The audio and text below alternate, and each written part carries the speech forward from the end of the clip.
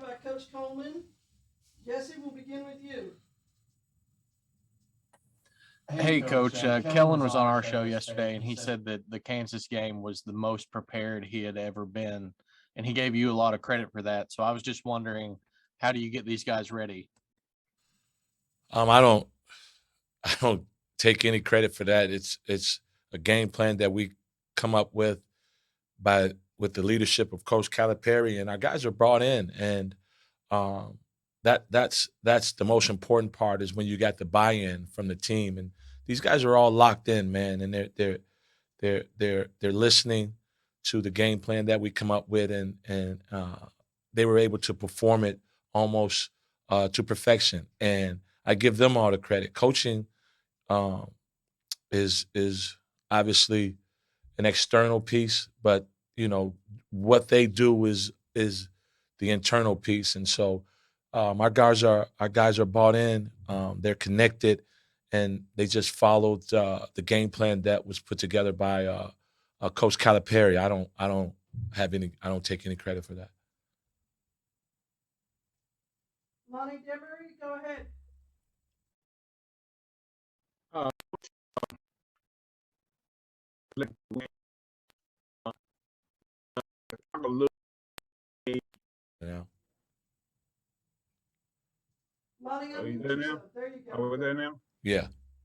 Okay. Uh, Coach Cal alluded to the fact that he had pared his roster down to, his rotation rather, down to 7, possibly 8.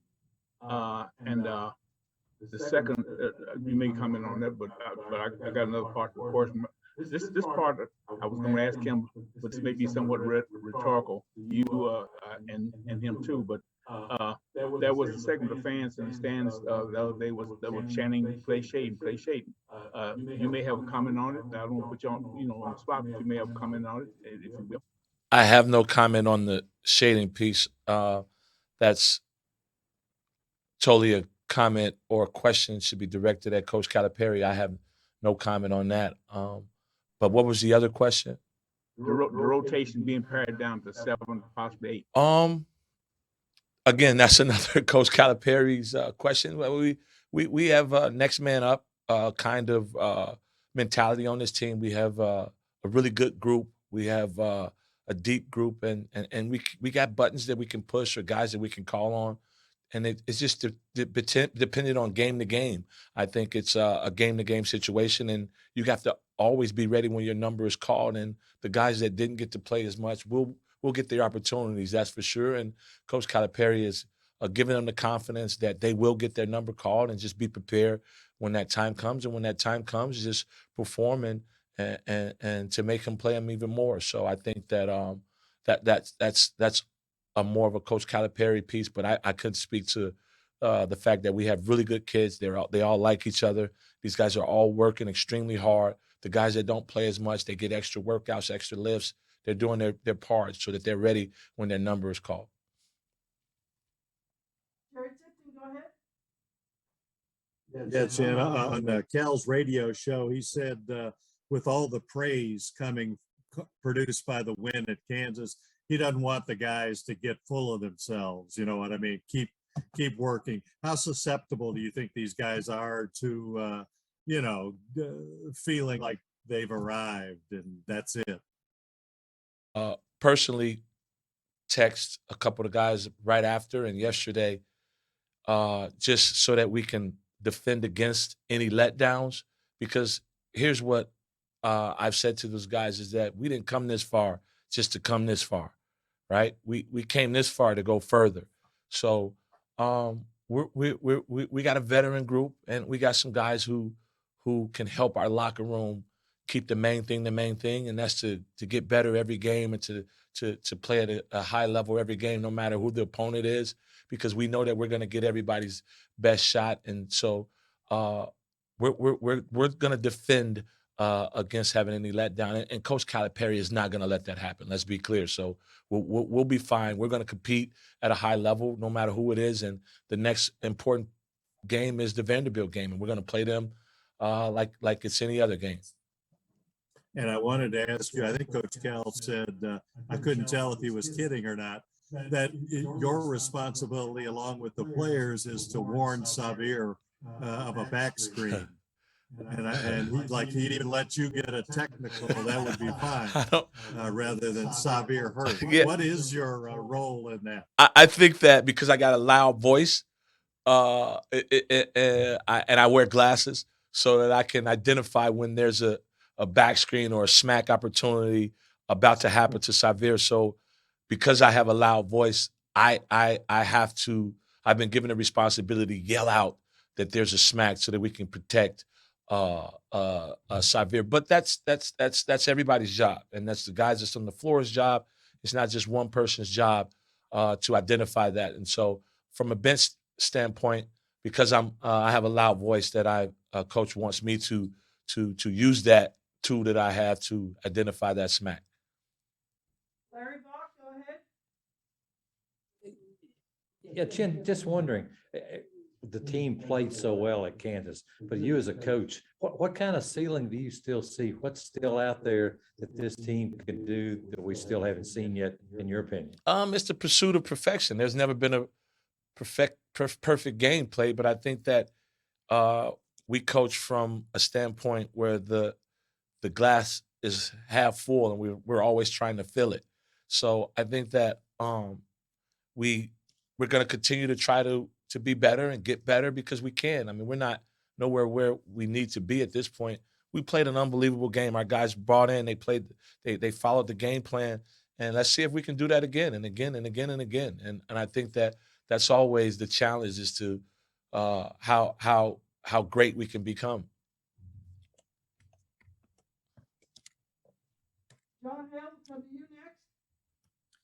Jim, there were questions early in the year about how you guys could play when Oscar wasn't on the court. So with that in mind, how important is it what Lance has been able to give you guys the last few games, especially as he's improved? Lance has been incredible, and he's an unbelievable young man.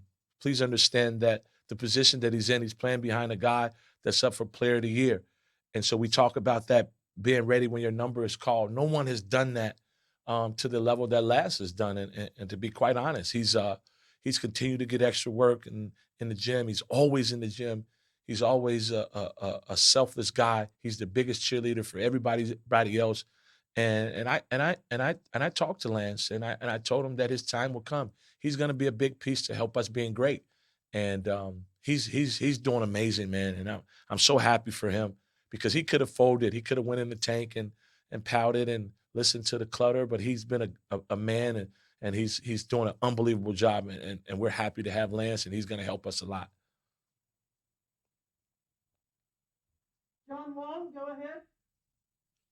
And Coach Calipari said on his radio show that this team has never had a bad practice.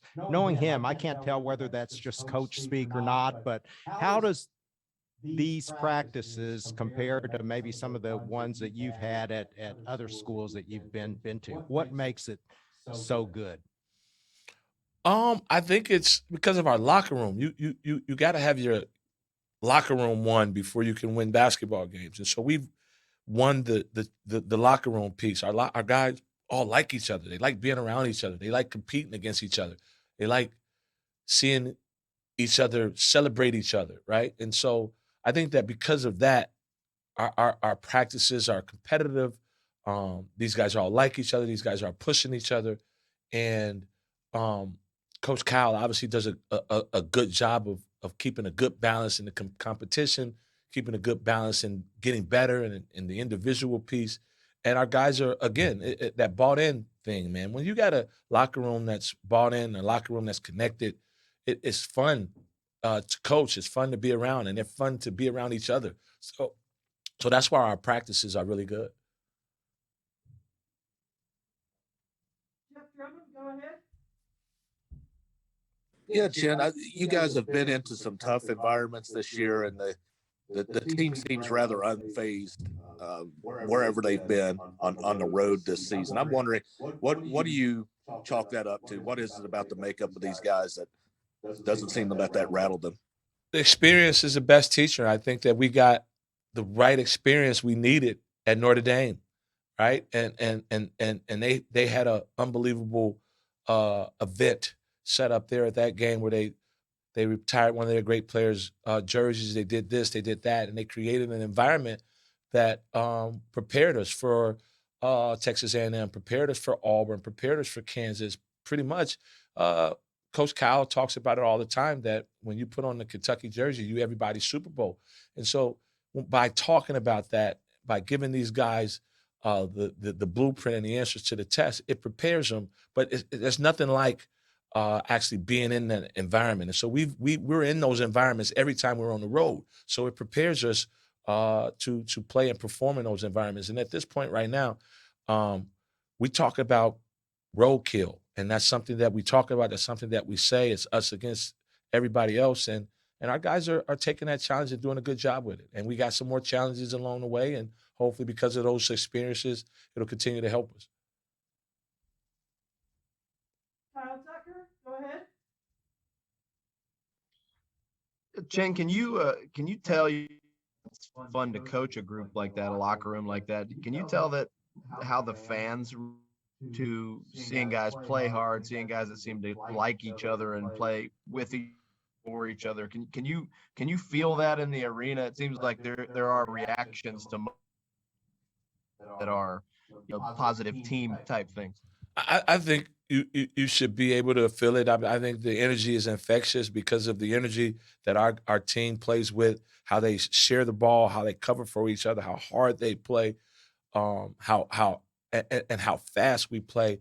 I think that because of that energy that we perform with, I think that the fans should be able to feel that, and I hope that they continue to get into that and reciprocate that energy for us as we have some really tough games down at home down the stretch that we're gonna need the fans to give us their energy. So our energy, from a team standpoint, we always try to give energy, not take energy. Coach talks about that all the time, and our guys understand that, and so we try to give that to each other, and hopefully that spreads throughout Rupp Arena and Big Blue Nation.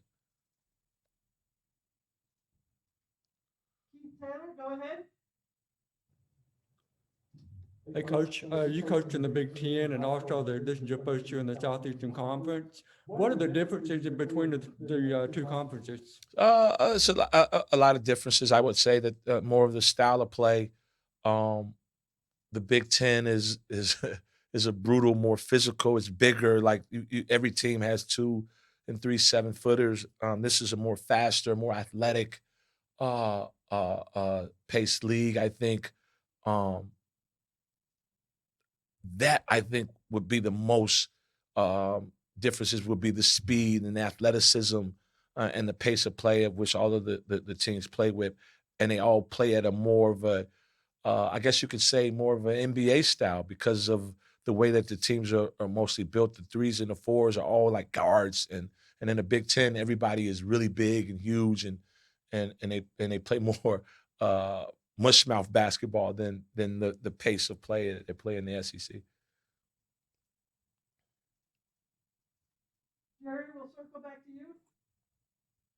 Yeah, Jen, you guys obviously have Oscar and Sabir, Kellen, Keon, it's 27.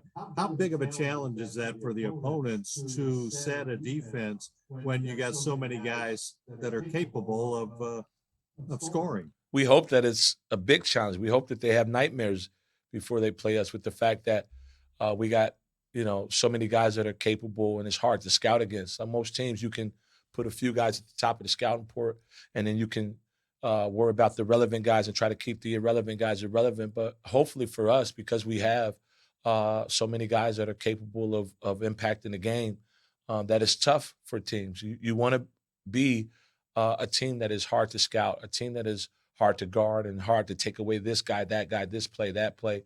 So I hope that, it's kind of hard for guys, but there's a lot of good coaches in this league. And so I'm sure that teams are devising schemes to play against us. And our job is to just follow our game plan and keep doing what we're doing and keep sharing the basketball, keep trying to elevate one another. And that's all Coach Calipari talks about. And what challenge does Vandy give your all's defense? Well, they had a kid that got 30 points on us last time we played him. So first and foremost, he's at the top of our scouting report. We got to do a better job with him. Also trying to continue to duplicate what we did with the other guys, but you can't let guys get 30 points. I think that a guy like him that gives you a chance that can beat you. When you got a guy that can beat you, you got to try to stop that particular person or player from beating you. So they play a small kind of ball, which puts at a disadvantage of multiple guys that can handle, multiple guys that can make plays. So their record is better on the road than it is at home. So we understand that. We know that they're a better team away from their building. And so I'm sure they're going to come in here with some confidence to know that they can win on the road. And we have to make sure that we do a good job of taking away probably an all-league guard. And he's got some other guys to go along with him. The first time we played him, Chapman didn't play. He's back playing. He's starting now. So that gives him another guy that can handle the ball. That gives him another guy that can take some of the pressure off of Pippen. So we got our hands cut out. We got to make sure that we're on top of our game for sure. All right, John Wong, finish us off. And you're kind of known as a defensive type coach, and yet we haven't heard a whole lot about Kentucky's defense this year. They've done some good things. I think they're underrated. Can you just speak generally about how you think the defensive effort has come along this year? It's come along. It's a lot better. It's obviously your defense will continue to be a work in progress because every individual game has its own different dynamics. But to say that we're underrated, I don't know. Coach Calipari's Kentucky defensive team right now is top 20 in the country. So we're still striving to be a top 10. So there's still room for us to grow. We're not the best defensive team in the country, but we're striving to be. So Coach Cal's got us working on being better defensively every single day. So. All right, well, thank you all so much, and thank you, Coach Coleman, for joining us today. We'll have everything sent out to you here later.